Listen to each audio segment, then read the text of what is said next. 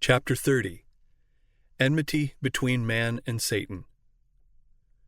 I will put enmity between thee and the woman, and between thy seed and her seed. It shall bruise thy head, and thou shalt bruise his heel. Genesis 3, verse 15. The divine sentence pronounced against Satan after the fall of man was also a prophecy, embracing all the ages to the close of time, and foreshadowing the great conflict to engage all the races of men who should live upon the earth. God declares, I will put enmity. This enmity is not naturally entertained.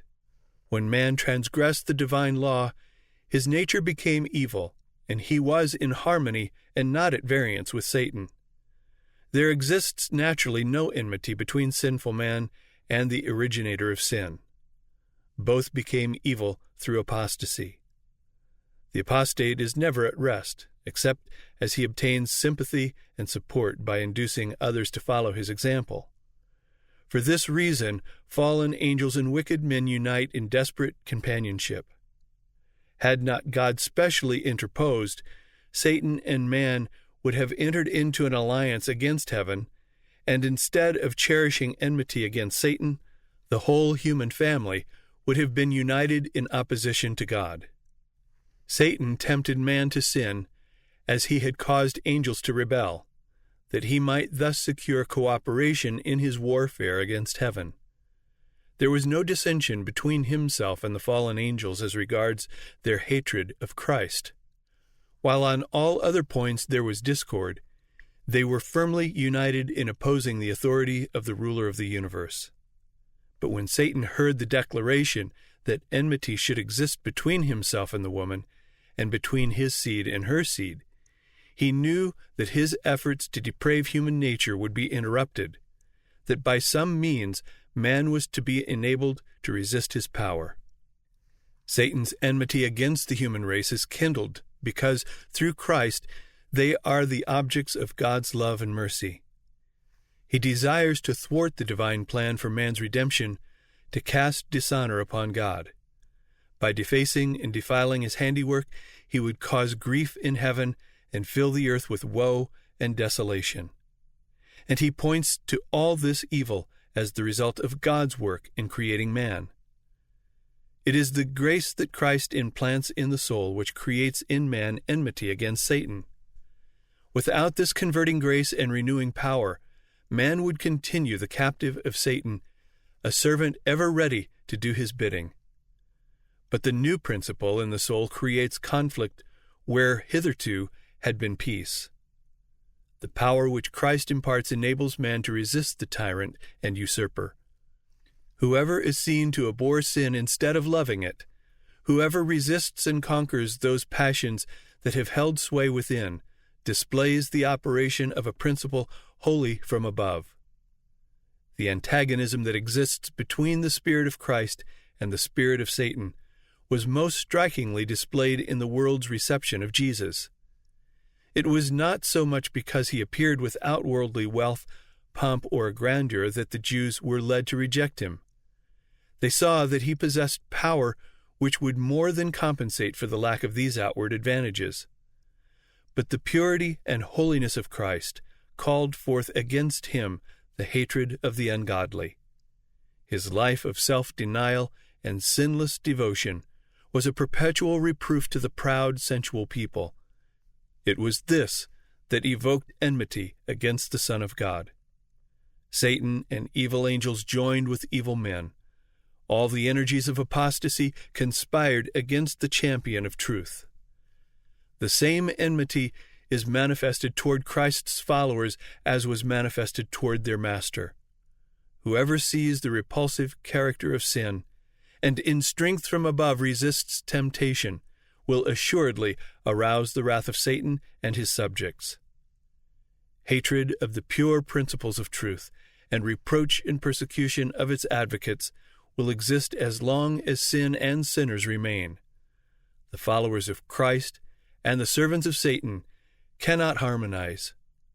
The offense of the cross has not ceased. All that will live godly in Christ Jesus shall suffer persecution. 2 Timothy 3, verse 12.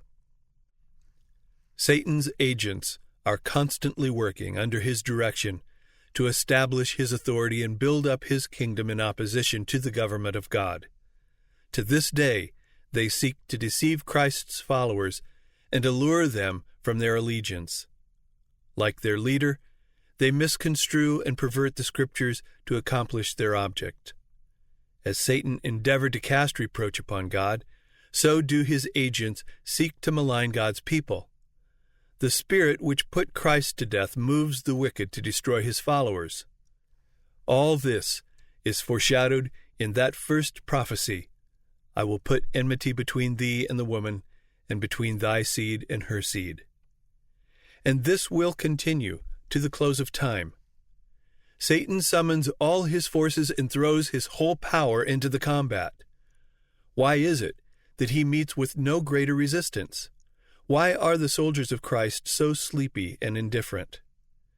Because they have so little real connection with Christ, because they are so destitute of his Spirit. Sin is not to them repulsive and abhorrent, as it was to their Master. They do not meet it, as did Christ, with decisive and determined resistance. They do not realize the exceeding evil and malignity of sin, and they are blinded both to the character and the power of the Prince of Darkness. There is little enmity against Satan and his works, because there is so great ignorance concerning his power and malice, and the vast extent of his warfare against Christ and his church. Multitudes are deluded here. They do not know that their enemy is a mighty general who controls the minds of evil angels, and that with well-matured plans and skillful movements he is warring against Christ to prevent the salvation of souls. Among professed Christians, and even among ministers of the gospel, there is heard scarcely a reference to Satan, except perhaps an incidental mention in the pulpit. They overlook the evidences of his continual activity and success. They neglect the many warnings of his subtlety. They seem to ignore his very existence. While men are ignorant of his devices, this vigilant foe is upon their track every moment. He is intruding his presence in every department of the household, in every street of our cities, in the churches, in the national councils, in the courts of justice, perplexing, deceiving, seducing, everywhere ruining the souls and bodies of men, women, and children, breaking up families, sowing hatred, emulation, strife, sedition, murder. And the Christian world seem to regard these things as though God had appointed them and they must exist. Satan is continually seeking to overcome the people of God by breaking down the barriers which separate them from the world. Ancient Israel were enticed into sin when they ventured into forbidden association with the heathen. In a similar manner, our modern Israel led astray. The God of this world hath blinded the minds of them which believe not, lest the light of the glorious gospel of Christ, who is the image of God, should shine unto them. 2 Corinthians 4, verse 4. All who are not decided followers of Christ are servants of Satan. In the unregenerate heart there is love of sin and a disposition to cherish and excuse it. In the renewed heart there is hatred of sin and determined resistance against it. When Christians choose the society of the ungodly and unbelieving, they expose themselves to temptation. Satan conceals himself from view and stealthily draws his deceptive covering over their eyes. They cannot see that such company is calculated to do them harm, and while all the time assimilating to the world in character, words, and actions, they are becoming more and more blinded. Conformity to worldly customs converts the church to the world. It never converts the world to Christ. Familiarity with sin will inevitably cause it to appear less repulsive. He who chooses to associate with the servants of Satan will soon cease to fear their master. When in the way of duty we are brought into trial, as was Daniel in the king's court, we may be sure that God will protect us. But if we place ourselves under temptation, we shall fall sooner or later. The tempter often works most successfully through those who are least suspected of being under his control. The possessors of talent and education are admired and honored, as if these qualities could atone for the absence of the fear of God or entitle men to his favor. Talent and culture, considered in themselves, are gifts of God. But when these are made to supply the place of piety, when instead of bringing the soul nearer to God, they lead away from him, then they become a curse and a snare. The opinion prevails with many that all which appears like courtesy or refinement must in some sense pertain to Christ. Never was there a greater mistake. These qualities should grace the character of every Christian, for they would exert a powerful influence in favor of true religion. But they must be consecrated to God, or they also are a power for evil. Many a man of cultured intellect and pleasant manners, who would not stoop to what is commonly regarded as an immoral act, is but a polished instrument in the hands of Satan. The insidious, deceptive character of his influence and example renders him a more dangerous enemy to the cause of Christ than are those who are ignorant and uncultured. By earnest prayer and dependence upon God, Solomon obtained the wisdom which excited the wonder and admiration of the world. But when he turned from the source of his strength and went forward relying upon himself, he fell a prey to temptation. Then the marvelous powers bestowed on this wisest of kings only rendered him a more effective agent of the adversary of souls. While Satan is constantly seeking to blind their minds to the fact, let Christians never forget that they wrestle not against flesh and blood, but against principalities, against powers, against the rulers of the darkness of this world, against wicked spirits in high places. Ephesians 6, verse 12. The inspired warning is sounding down the centuries to our time.